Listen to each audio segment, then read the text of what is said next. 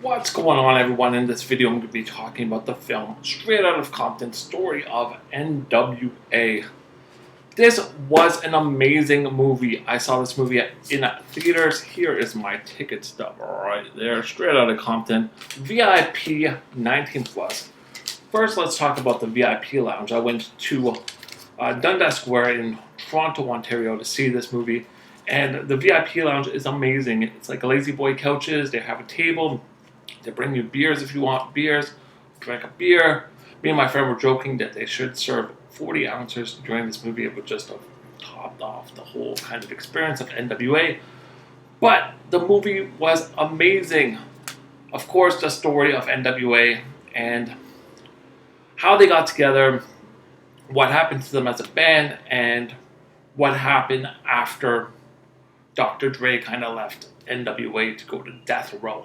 So let's get right into this movie. Basically, it starts off with each individual character, each one, Eazy-E, Yella, Ice Cube, MC Ren, and Dr. Dre, how each of them has their own lives and how they got together. Basically, Eazy-E was a hustler. Ice Cube was living in Compton, doing his own thing.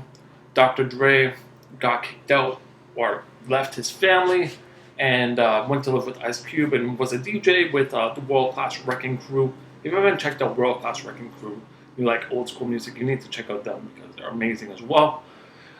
MC Ren and Yella were two guys that were friends with. MC Ren was friends with Eazy-E, and Yella was a DJ that performed with Dr. Dre in this club he was working at. And basically, they were doing old school rap, DJing Dr. Dre and Yella.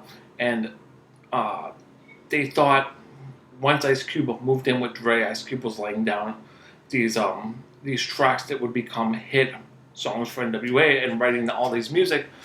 And Dr. Dre was like, okay, well, you have these songs. Let's start this new kind of music. And the bar or club they were working at the owner didn't want that kind of music, didn't want that kind of exposure.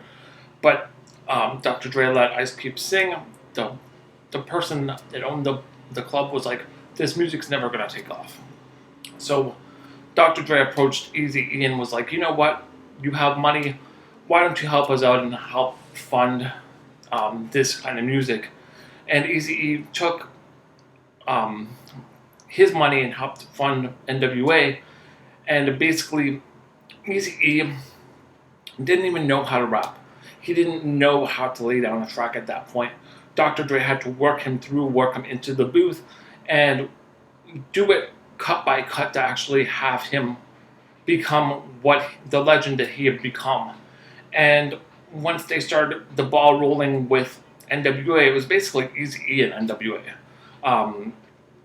It showed how Eazy-E was working with Jerry, which was this individual that Eazy-E had met when he went to get cuts of the N.W.A record. He was working in this record sort of warehouse, and he had worked with other bands in the 70s and 60s and approached Eazy-E and was like, you know what, I like your songs, I like the hit, basically Boys in the Hood had come out, and he's like, I like your songs, I want to make you bigger than you are. I know that you guys can be bigger than that. And Jerry kind of took Eazy-E under his wing. They worked out a contract. The rest of N.W.A was pretty much getting fucked over with they didn't even have contracts. For the longest time, they did not have contracts. And it got to the point where Ice Cube was so frustrated that he didn't have a contract. He was like, you know what? Fuck all y'all. I'm just going to go and do my own thing. And ended up writing No Vaseline as a kind of rebellious diss song to N.W.A. And he wasn't pissed off at Dre. Dre did what he had to do because he had a family. But the rest of them he was really upset with. You actually saw the other ones listening to No Vaseline, and they're like, wow. And Ice Cube's songs were on the charts, and N.W.A.'s were kind of lower down. And that's when you kind of saw the tension in the group start to weave off. Dre, of course, Suge Knight was actually around throughout the whole movie, in the movie, and he approaches Dre and he's like, yeah, I'm going to get you out of your contract, come join Death Row. Dr. Dre thought it was an opportunity to get out of Ruthless Records, which was owned by Eazy-E and run by Jerry.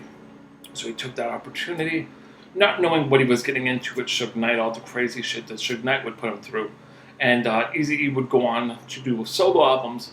And of course, while N.W.A was still together, Eazy-E was living the high life. He was eating lobster dinners, drinking wine, while the other guys were not making hardly any money. And, just living. They were still partying and stuff like that, but it was just one of those things where Eazy-E was living like a rock star and the rest of them weren't. You also saw Dre's brother die in the movie, and that was kind of an emotional part because you don't really hear Dre talk about his brother and how had his brother come on the road with them, he probably would have lived. It also got really into the part where Eazy-E, as a solo artist, you could see he was slowly but surely getting tired, getting sicker from AIDS, and it gets to the point where he's in the hospital, and Ice Cube and Dr. Dre kind of finalize and have a last conversation with him on the phone. And Ice Cube is at the hospital, and he's like, you know what, I don't want to see him on the hospital bed. Dr. Dre goes and sees him and talks to him, but he's not responding. Yella brings him the tape of Bone Thugs and Harmony. He doesn't even get the chance to listen to them. So he really didn't even know what Bone Thugs and Harmony sounded like. It was kind of weird. I always thought that Eazy had been sort of a mentor for Bone Thugs and Harmony, but that wasn't the case. And then it shows Dr. Dre, like I said, in his kind of fight to get out of death row. You see the introduction of Snoop Dogg come in. You saw Tupac in the studio working on California Love, and all this other shit's going on in the other room with Suge Knight. And Dr. Dre's like, you know what, fuck it, I want out of my death row contract, I'm gonna leave. Suge Knight's like, you know what, you wanna leave, go. Dre's like, you can have all the rights, all the money, everything to death row, I just want out. Suge Knight lets him go, and he says to Suge Knight, what are you gonna do next? He's like, I'm gonna start my own label, it's gonna be Aftermath.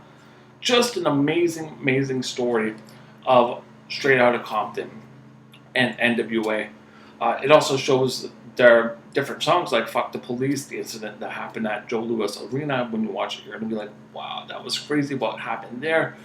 And there is talks of a sequel, I hear, so it's going to be interesting where they take it from the point where Dre leaves to where he is now, I guess.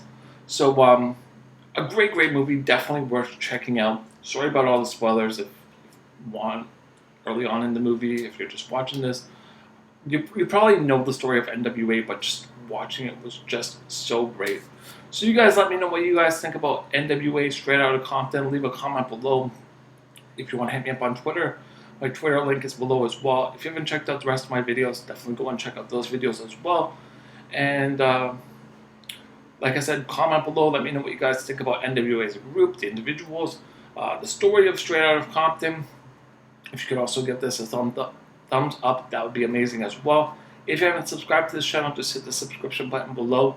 I really appreciate that, and I want to thank all you guys for tuning into this video, and I'll see you guys in the next video.